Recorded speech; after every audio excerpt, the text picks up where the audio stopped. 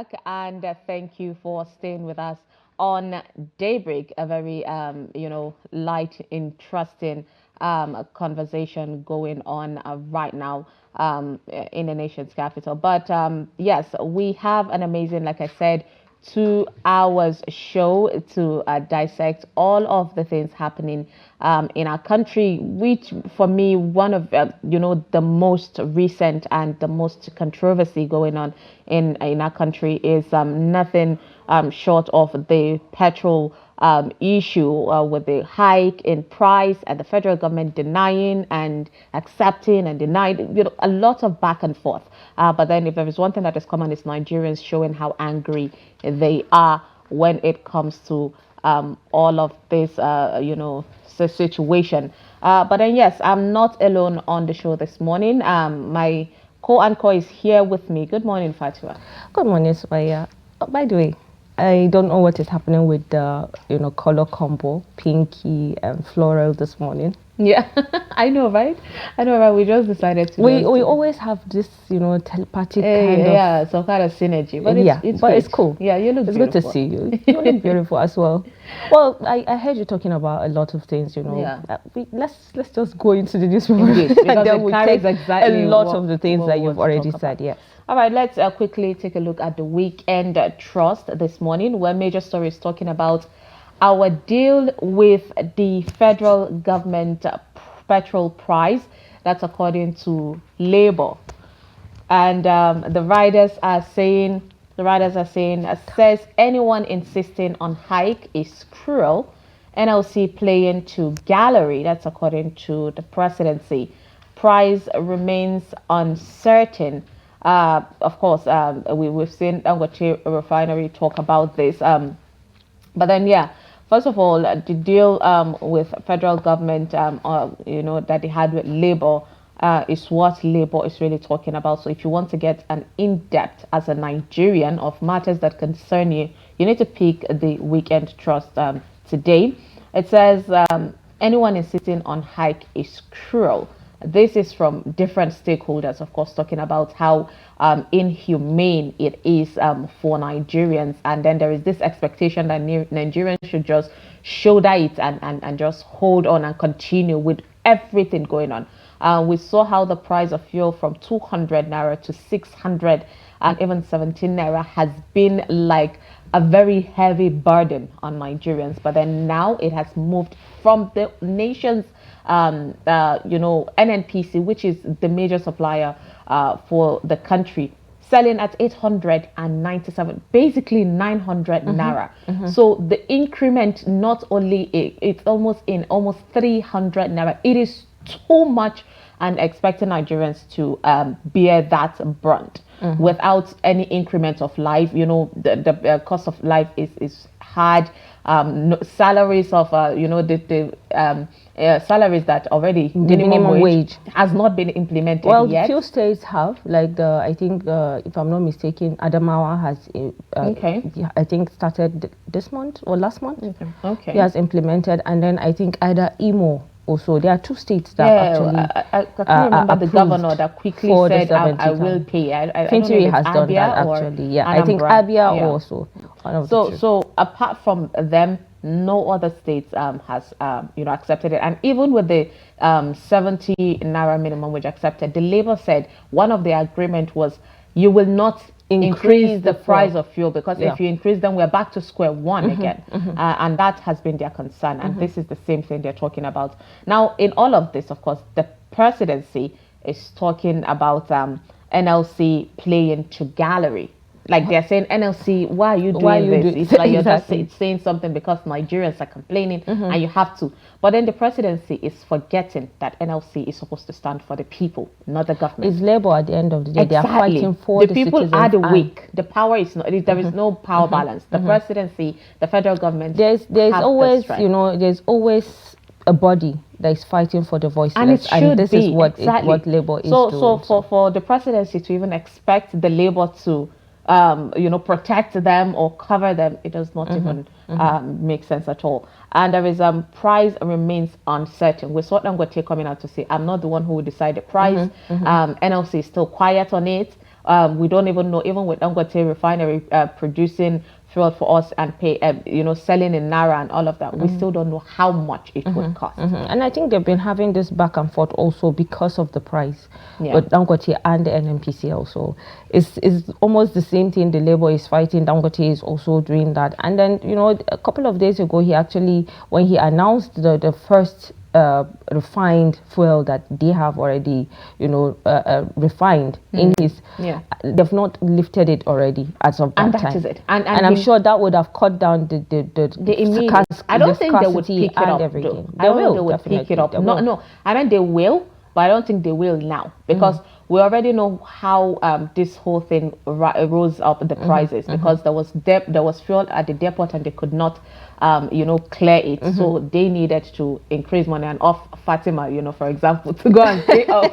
So already there was imported fuel, which we know Dangote's fuel is better than. So they have to sell those ones before the uplift for now we can't say Dangote's fuel is better, but he said no, it is clear. He said it. He said his standard is really clear. Definitely. I mean, I've always said it, our refineries should have also been revived. We have so we can have all these refineries plus the Dangote's refining fuel. That way people would not be complaining about the price of fuel, and a lot of this inflation would die down, to a level where nobody would even have to complain to an extent.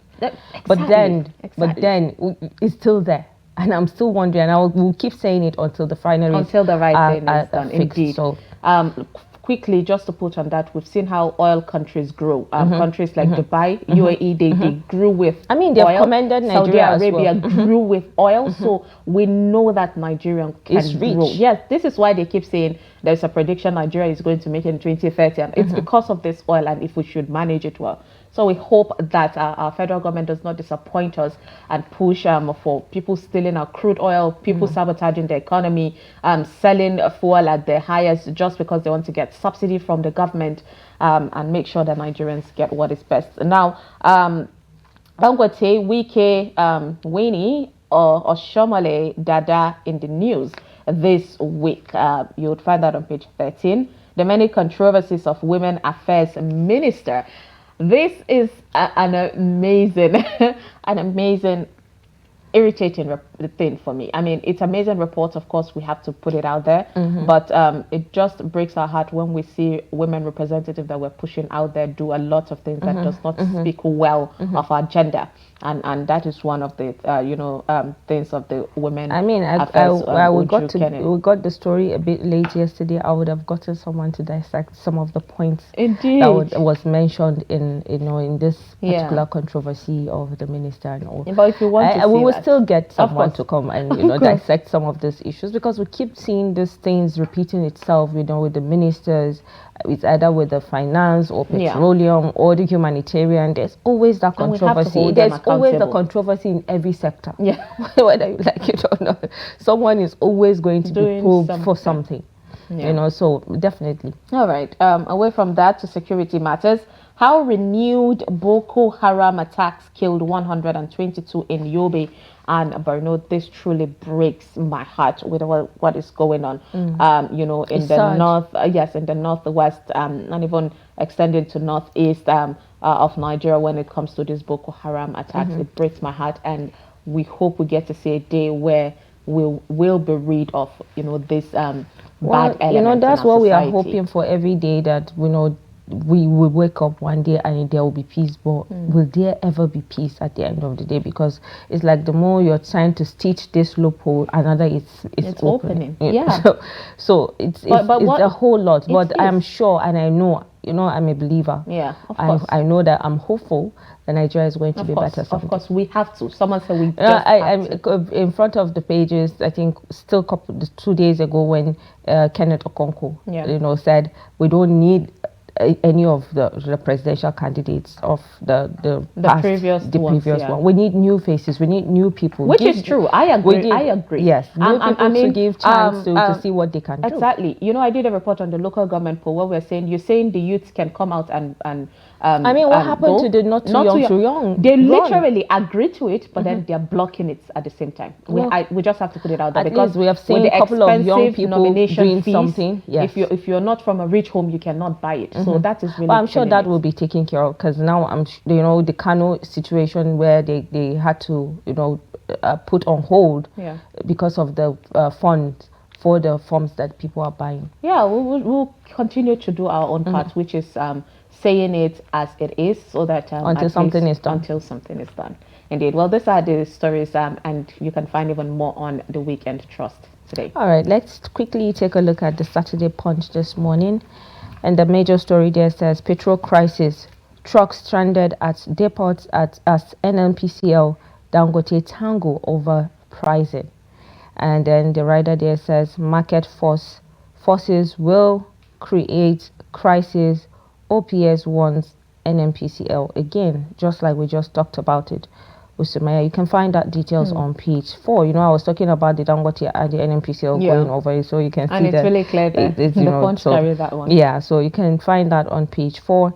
Above the belt, Tinubu must drop petroleum minister portfolio. People are now asking after this. Is it even? Is it even worth? Like, does he even know what he's supposed to do there? Now people are asking. It's just like after, when someone is not doing. And you're not doing a job, and you know people will be wondering. Let's see what has. Where did you study first? Exactly. Let's start there. So this is coming from Abba Koba. So he's demanding that the Tinubu drops the portfolio. But then you can find that story on page 2. Certificate verification. Nigerian nurses in UK, US forced back home. This is also a sad one as far as I'm concerned, because there are times that people want to just travel by all means, and their certificates are somehow maybe not up to standard. No. Maybe for some, maybe fake. Okay, I don't even know if verification but there is this report that currently I know it's on the desk of Daily Trust, working on it, about how the portals, nurses, when it comes to licensing, you are supposed to be renewing it as often. And right now the portals are locked. It's closed. So it's like a deliberate attempt from the government to not allow people that, we know our medicals already, the infrastructure is not favoring them. That's the doctors and nurses. It's difficult for them to work in this environment. There are threats, no security. We saw the Ghanaian popular situation. So even hospitals, there are no security that would secure them, and the salaries is nothing to write home about. So people are leaving, jackpotting literally, to go other places where they are. I won't say if it's a deliberate attempt, but it's looking like it. If it's not, then please, the federal government and the government should prove me right and do it. Me, I would definitely call it as it is. But then I've seen someone really struggle with it. She works in the US, and then she came back. Normally they would just do it via online, but then she could not do it over there. She had to come in and is doing it manually, and it's looking really lackadaisical. Most of the time. So I don't know if it's not. I don't think so. That's why I said I don't think it's the government, because even students, you can see situations with some of the people, maybe let's say the Asians that are living here. It could be the Chinese, it could be the Indians that are living here. It's similar situation that they struggle with. I mean, I remember back then when I worked with an Indian lady that happens to be an editor. She had to travel back to India to go and renew certain things and then come back again. So I don't visa, right? Definitely, that's what I'm saying. So at the end of the day, there are things sometimes that you have to come back to your country to renew certain things. And if it's not easy for you at the embassy there, the Nigerian embassy, wherever you are, then somehow you have to come back. So I wouldn't say this, but go through page 4 for more details on that, or page 8 rather, I beg your pardon. And then people spreading that rumor about my husband, Carlos Joke Silva. I mean, this is really sad that, people are actually coming out to say her husband is dead. What do you think? I believe, when it comes to life, it's always like that. If you're a celebrity, people would wish you the worst. I mean, there was a certain time Adam Ezango faced that continuously back to back, and he came out and was lamenting, like, why are you people wishing me death? Eventually we're all gonna die. And so he's going to live long. For anyone wishing you death, you're going to live long. But I feel because we are keen on being the first bearer of news, people just want to create. And then it's only bad news. Yeah. And there's this issue with cloud chasing. Yes. People that want to just get followers, and people should. But it's not nice, actually. It is not nice. And then sometimes, even when it's true, there are people that will not take it to be true because you keep playing with someone's death, which is not nice. Nobody should wish that. But Olu Jacobs has always, made us proud, and he has always put a smile on our faces from his movies that he featured on some American movies back then, coming down to Nigeria. Both of them have actually done great. And when you're talking about marriage that lasts, regardless of all the tussles and the storms, they are one couple that people always look up to. So I mean, we wish him well, and we wish him quick recovery. So find that story on page 16. And then Nigerian flag designer Taiwo Akinkunmi buried after 1 year waiting for the FG. Okay. So I can't, my head can't take this because it's too much to bear. Like, imagine keeping someone for 1 year just because you're waiting for someone maybe to do something. No, it's because someone promised them. It's because then where is the person that promised? Who exactly? I think, but right now there was a promise, because I remember when his death was announced. There was a lot of noise. A lot of people were saying, "Oh my God, he was the person that designed the Nigerian flag, and he did this." And then even the Nigerians somewhere even angry, saying he was supposed to be celebrated before his death, not even after. But then with all of that, the government, we saw efforts, even though I cannot remember, I think it was the former president, Muhammadu Buhari's time, or this, I cannot remember basically. But then there was movement from the government to go to his family and, pay condolences and all that. So we don't really know if there was a promise, but that was made. I mean, there shouldn't be expectation without a bit of glimpse of we could do something. So maybe, I mean, something went wrong, and it breaks our heart. Our heart goes to his family. He will definitely be remembered. The media is up to us to keep on carrying and holding on to history of people that contributed. That really matter, that that we still live with their legacies that we keep seeing. But go through page 13 for more details on that. From allies to adversary, 400 farmers displayed as Oyo Oshun boundary dispute turned deadly. Now this they should flog them with cord on their neck. This is another, I don't know why we keep having this between ourselves. Yeah, communal clashes. It's just too much, I feel.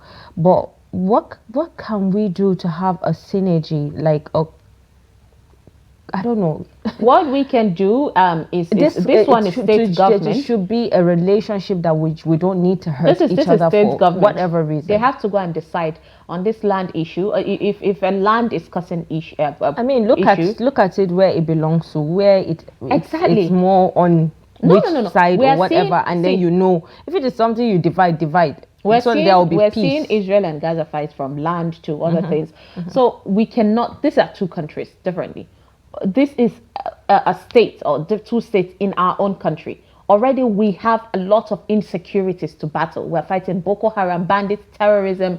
We're fighting the ECN, the IPOP, and all of that. And you have to cause chaos amongst yourself by yourself. I mean, I feel the state governors should just sit down, and if it means just separating the middle. Yes, in the middle. You have this and you have this, and if you dare do this, people should be held accountable for this. Well, it's really there is more to this story than the eyes can see. So go through page 21 for more details, and I'm sure a lot of people can't wait to see what is happening because it involves two different states. Indeed.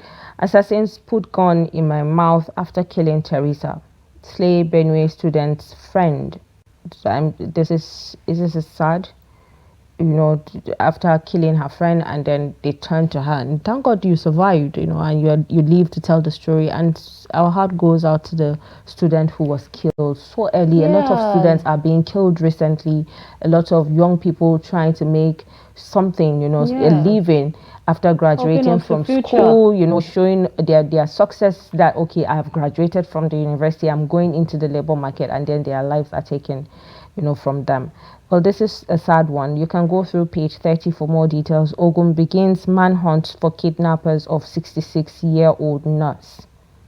I mean, last week we saw that a doctor was kidnapped, and now a nurse I mean, like I said, I'm sure these kidnappers know that they can't go into town. They need a medical care somehow. It's not and looking, they keep abducting, for you this, know, because they are health always in the workers. bushes, far in the bush where people could hardly reach out to them, you know. So, I mean, it's sad because the loved ones of these people that are being kidnapped will have sleepless nights, not knowing what is happening to their mothers, their wives, their grandmothers, and what have you. Well, you can go through page 7 for more details on that. And that's it for the Punch this morning. All right. Due to time, of course, we have to wrap up this segment of the Daybreak, where we bring you newspapers and dissect some of it. Now, there's a lot, you know, dailies that we have in the nation, so you can go pick up them on them. I always emphasize on also reading. I always put a call on Nigerians to read and understand things that affects you as Nigerians. That way, you get to have more intellectual and solution finding conversations in Nigeria. But yeah, thank you so much on this for staying with us on this segment. Let's take a break, and when we come back, it will be time for us to open the phone line to talk to you. Don't go anywhere. We'll be right back.